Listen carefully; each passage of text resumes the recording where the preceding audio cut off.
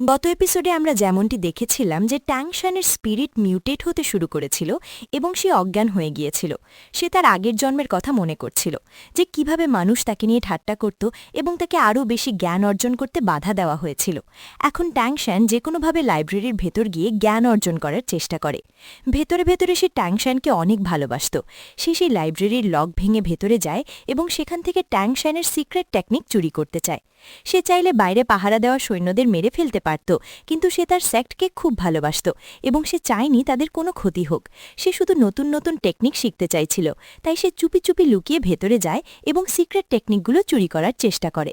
সে সেই সিক্রেট টেকনিকগুলো দেখতে পায়, যার আশেপাশে অনেক ফাঁদ পাতা ছিল, যার টেকনিকগুলোর পাহারা দিচ্ছিল। সে কোনোভাবে সেগুলোকে ডিঅ্যাক্টিভেট করে দেয়, যার আওয়াজ শুনে এল্ডাররা তখনই সেদিকে দৌড়ে আসেন। কিন্তু ট্যাংশান তাদের হাত থেকে বাঁচতে বাঁচতে নিজের জায়গায় ফিরে আসে এবং সেই টেকনিকগুলো মুখস্থ করে নেয়। এখন যখনই এল্ডাররা তাকে জিজ্ঞেস করেন, সে বলে যে অন্য সবার জন্য এটি লেভেল 3 সিকিউরিটি হতে পারে, কিন্তু তার কাছে এসব কিছুই না। সে চাইলে সবকিছুই নিয়ে নিতে পারত। সে বলে যে এই অপরাধের জন্য তাকে মৃত্যুদণ্ড দেওয়া উচিত। সে বলে, আমি ছোটবেলায় এই সেক্টে এসেছিলাম এবং এখানেই বড় হয়েছি। আমার মনে হয় সেই সময় চলে এসেছে যখন আমাকে মরতে হবে। এখন যখন সে সুইসাইড করতে যায়, তখন এল্ডাররা তাকে আটকায় এবং তাকে ট্যাংশানের সত্যতা জানায়। আসলে ট্যাংশান একসময় খুব বড় সেক্টে পরিণত হয়েছিল এবং পুরো দুনিয়ায় এর জয় জয়কার ছিল। কিন্তু সেক্টের ভেতর ধনী এবং গরিবের বৈষম্য বেড়ে গিয়েছিল। গরিব লোকেরা কিছু শিখতে চাইলে তাদের বাধা দেওয়া হতো, আর যারা নিচু বংশের লোক ছিল তাদের কাছে এত শক্তি ছিল না যে তাদের বিরুদ্ধে লড়াই করবে। এভাবেই অনেক বৈষম্য তৈরি হয়েছিল। সেখানে তুমি সেক্টের বাইরের লোক হয়েও এই সেক্টের সবচেয়ে শক্তিশালী টেকনিক হাসিল করেছ। তুমি সেক্টের হয়ে কাজ করলে সেক্টের অনেক লাভ হবে, কারণ তুমি অনেক প্রতিভাবান। কিন্তু এল্ডারদের একটি গ্রুপের বিরোধিতা করছিল, তাই আমি তোমাকে ক্ষমা করে দিলেও বাকিদের থেকে তোমাকে বাঁচাতে পারব না। সে যখন এল্ডারদের কথা মনে করছিল, তখনই তার চোখ খোলে এবং সে নিজেকে এবং নিজের সোলকে অক্ষত দেখে খুব খুশি হয়। কিন্তু তখনই ট্যাংশানের পিঠ থেকে নিজে নিজেই স্পাইডার লেগস বের হতে শুরু করে এবং অস্কার এটি দেখে খুব অবাক হয়। এখন মিস্টার জাও এটিকে কন্ট্রোল করতে বলেন, ফলে ট্যাংশান আবার ধ্যান শুরু করে এবং অনেক কষ্টের পর সেই স্পাইডার লেগসগুলোকে কন্ট্রোল করতে সক্ষম হয়। তারা কথা বলছিল, ঠিক তখনই সেখানে অনেক ছোট ছোট মাকড়সা চলে আসে এবং এগুলো সব সেই মাকড়সাটির বাচ্চা ছিল যাকে ট্যাংশান কিছুক্ষণ আগে মেরেছে। এগুলো এখনও ছোট ছিল এবং এরা কারো ক্ষতি করতে পারত না। নিং রং রং এবং বাকি সবাই এগুলো দেখে খুব খুশি হয়, কারণ তারা এর আগে কখনো এমন কিছু দেখেনি। নিং রং রঙের এটি খুব পছন্দ হয়, যে কারণে সে একটি মাকড়সা নিজের সাথে নিয়ে যেতে চায়। ট্যাংশান বলে যে এগুলো এখন নিরীহ মনে হলেও বড় হলে এরা অনেক বিষাক্ত হয়ে উঠবে, তাই এগুলো নিজের সাথে না নেওয়াই ভালো। মিস্টার জাও অস্কারকে সবার জন্য একটি করে ফ্লাইং সসেজ বানাতে বলেন। এরপর সবাই ফ্লাইং সসেজ নিয়ে স্কুলের দিকে রওনা দেয়। কিছুক্ষণের মধ্যেই সবাই স্কুলে ফিরে আসে। তারা যখন তাদের ট্রিপের কথা আলোচনা করছিল, তখন প্রিন্সিপাল গ্র্যান্ডমাস্টারের সাথে কথা বলছিল। গ্র্যান্ডমাস্টার জানায় সে স্কুল ছেড়ে দিবে। প্রিন্সিপাল গ্র্যান্ডমাস্টারকে ট্যাংশানের ব্যাপারে বলতে তিনি বুঝতে পারেন যে ট্যাংশান এখন আরও বেশি শক্তিশালী হতে চলেছে। অন্যদিকে এক শক্তিশালী যোদ্ধা জানোয়ার শিকার করার জন্য জঙ্গলে যাচ্ছিল। তার নিজের ওপর পুরো বিশ্বাস ছিল যে সে সেই জায়েন্ট এপকে মেরে ফেলবে। সেই জায়েন্ট এপ জঙ্গলের ভেতর জল পান করছিল এবং যোদ্ধাটি তাকে যুদ্ধের জন্য আহ্বান করে। কিন্তু তখনই সেই জলাশয়ের ভেতর থেকে এক বিশাল পাইথন বের হয়ে আসে। সেই বুল পাইথন মানুষের গলার স্বরে কথা বলতে পারে এবং সেই যোদ্ধাটিকে সেখান থেকে চলে যেতে বলে। সেই যোদ্ধাটি তখন কিছু না ভেবেই নিজের প্রাণ বাঁচানোর জন্য সেখান থেকে পালিয়ে আসে। তাদেরকে আসলে বুল পাইথনের লেজেন্ডের কথা বলা হচ্ছিল। এরপর তারা অস্কারের ব্যাপারে কথা বলে। সে খুব ট্যালেন্টেড। আসলে স্কুলের ভেতরে সবাই খুব ট্যালেন্টেড এবং এটাই তাদের স্পেশালিটি। প্রিন্সিপাল গ্র্যান্ডমাস্টার নিজে এই স্কুলের দায়িত্ব নিয়েছেন। তিনি সব বাচ্চাদের ডেকে তাদের গ্র্যান্ডমাস্টারের সাথে পরিচয় করিয়ে দেন। গ্র্যান্ডমাস্টারের সাথে তারা যখন কথা বলছিল, ঠিক তখনই হঠাৎ মোটুর স্পিরিট আনকন্ট্রোলড হয়ে যায় এবং তার উপর বিষ কাজ করতে শুরু করে, যার ফলে সে কাঁপতে থাকে। ট্যাংশান তখনই তার কাছে যায় এবং তাকে গভীর শ্বাস নিতে বলে।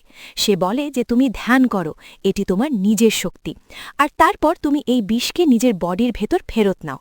মোটু ঠিক তাই করে এবং নিজের বডিকে নিয়ন্ত্রণে নিয়ে আসে। সে সঙ্গে সঙ্গে মোটু অস্কারের রুমে শুইয়ে দেয় এবং গ্র্যান্ডমাস্টার ও ট্যাংশান সেখানে থেকে যায়। গ্র্যান্ডমাস্টার ট্যাংশানকে মোটুর শরীর থেকে বিষ বের করে নিতে বলেন। ট্যাংশান খুব ভয় পায়, কারণ এর মাঝে মোটুর প্রাণ যাওয়ারও ভয় ছিল।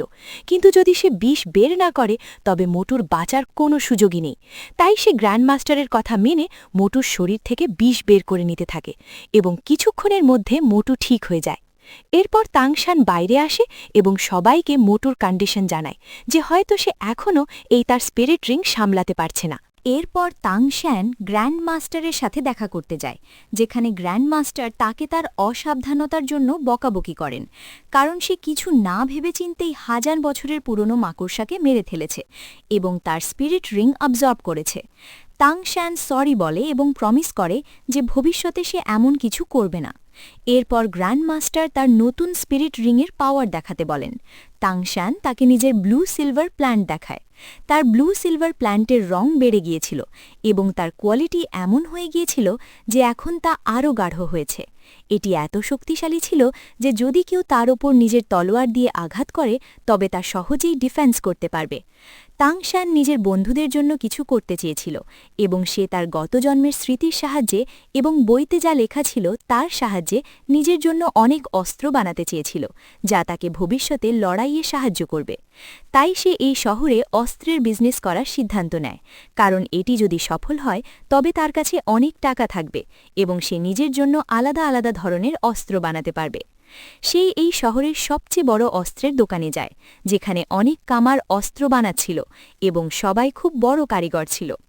এখন তাংশান মালিকের কাছে যায় এবং বলে যে তার কাছে একটি বিজনেস আইডিয়া আছে, কিন্তু এটি জানার জন্য প্রাইভেটলি কথা বলতে হবে।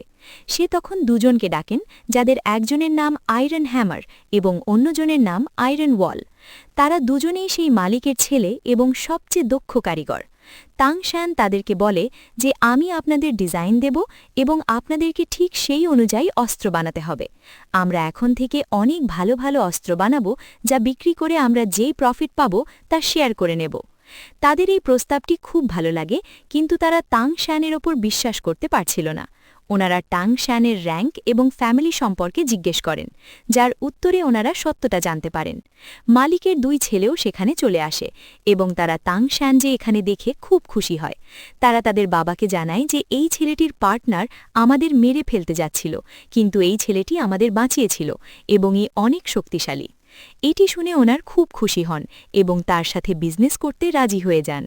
এরপর তাংশান স্কুলে ফিরে আসে, যেখানে জিয়াও উ তাকে দেখে এবং তারা দুজনে একে অপরের সাথে সবসময় থাকার ওয়াদা করে। তারা একে অপরের খুব কাছাকাছি চলে আসে, কিন্তু তখনই সেখানে নিং রং রঙের আওয়াজ আসে এবং তারা দুজনে শ্রেক স্কুলের দিকে যাওয়ার জন্য দৌড়ায়। এরপর তারা সবাই তাংশানের র্যাঙ্ক 30-তে পৌঁছানোর পার্টি করে এবং সবাই খুব মজা করে। পরের দিন গ্র্যান্ড মাস্টার নিজে সবার ট্রেনিং শুরু করার জন্য লাইনে দাঁড় করান। সেখানে তিনি বলেন যে এখন তোমাদের লড়াই শুরু হবে। তিনি দাই এবং অস্কারকে ডাকেন এবং তাদের একে অপরের সাথে লড়াই করতে বলেন, কিন্তু খেয়াল রাখতে হবে যেন কারো চোট না লাগে। আর যখন তুমি তাংশানের সাথে ফাইট করবে তখন তাংশান কোনো স্পিরিট রিং ব্যবহার করবে না। এটি শুনে মিস্টার দাই বলেন যে তাংশান তার স্পিরিট রিং ব্যবহার করতে পারে, কারণ আমি তাকে আমার থার্ড স্পিরিট রিংয়ের সাথে টক্কর দেব। কিন্তু গ্র্যান্ড মাস্টার মানা করেন এবং বলেন যে যদি তাংশান মাকড়সার পা ব্যবহার করে তবে তুমি জ্যান্ত বাঁচবে না। এটি শুনে সবাই হাসতে থাকে, কিন্তু গ্র্যান্ড মাস্টার তাংশানকে মাকড়সার পা ব্যবহারের পারমিশন দিয়ে দেন। এখন তাদের দুজনের মধ্যে লড়াই শুরু হয় এবং তাংশান সেই মাকড়সার পা বের করে মিস্টার দাইয়ের সামনে দাঁড়ায়। মিস্টার দাই সেই পা থেকে বাঁচার চক্করে শরীরের কয়েক জায়গায় চোট পান। তাংশান তার বিষকে সরিয়ে নেয় এবং তারপর গ্র্যান্ড মাস্টার তাদের সবাইকে টিমের শক্তি এবং টিমকে সবসময় একসাথে হয়ে লড়াই করার জন্য মোটিভেট করেন। এরপর জিয়াও এবং নিং রং রঙের মাঝখানে লড়াই হয়, যা খুব আইকনিক লেভেলের ম্যাচ ছিল।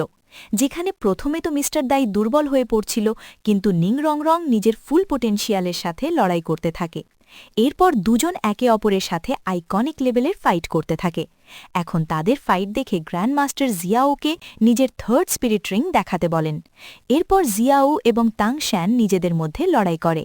তাংশান জিয়াওকে স্পাইডার ওয়েবে ফাঁসানোর চেষ্টা করে, কিন্তু জিয়াও খুব ফাস্ট এবং তার কাছে অনেক স্ট্রেংথ আছে, যে কারণে সে তা থেকে বেছে তাংশানের উপর অ্যাট্যাক করে এবং তাকে জোরে জাপটে ধরে, যার ফলে তাংশান আবারও স্পাইডার ওয়েব ব্যবহার করে এবং তারা দুজনেই এখন স্পাইডার ওয়েবে ফেসে যায়। তাদের মধ্যে আবারও খুব রোম্যান্টিক অ্যাঙ্গেল তৈরি হয়। অন্যদিকে মিস্টার দাই এবং মোটুর মধ্যে কেউ হারজিত হচ্ছিল না, তাই তাদের ম্যাচ থামিয়ে দেওয়া হয়। গ্র্যান্ডমাস্টার সবার ফাইট করার ভুলগুলো ধরিয়ে দেন এবং তাদেরকে ভুলগুলোর ব্যাপারে ভবিষ্যতে আরও বেশি খেয়াল রাখতে বলেন। এখন জিয়াউর পালা আসে এবং জিয়াউর কোনো ভুল গ্র্যান্ডমাস্টারের নজরে আসেনি, যাতে সবাই খুব অবাক হয়। গ্র্যান্ডমাস্টার জিয়াউর স্পিরিট রিং সম্পর্কে বলেন যে এর কারণে সে 1000 বছরের পুরনো লাইটনিং টেকনিক হাসিল করেছে এবং এটি ব্যবহার করে সে নিজেকে রিপোর্ট করতে পারে। যেহেতু সবাই কোনো না কোনো ভুল করেছিল, তাই সবাইকে পানিশমেন্ট দেওয়া হয় এবং পাথরে ভরা ব্যাগ তুলে চক্কর লাগানোর আদেশ দেওয়া হয়েছিল। জিয়াও কোনো ভুল করেনি, তবুও সে সবার সাথে চক্কর লাগাতে শুরু করে, কারণ সে তার বন্ধুদের এভাবে দেখতে পারছিল না। আর এভাবেই এই এপিসোডটি এখানেই শেষ হয়ে যায়। দেখা হচ্ছে পরের পর্বে। সে পর্যন্ত সবাই ভালো থাকুন, সুস্থ থাকুন। ভিডিওটি কেমন লাগলো কমেন্টে জানিয়ে যান। আর চ্যানেলে নতুন হয়ে থাকলে অবশ্যই সাবস্ক্রাইব করে বেল বাটনটি বাজিয়ে দিন।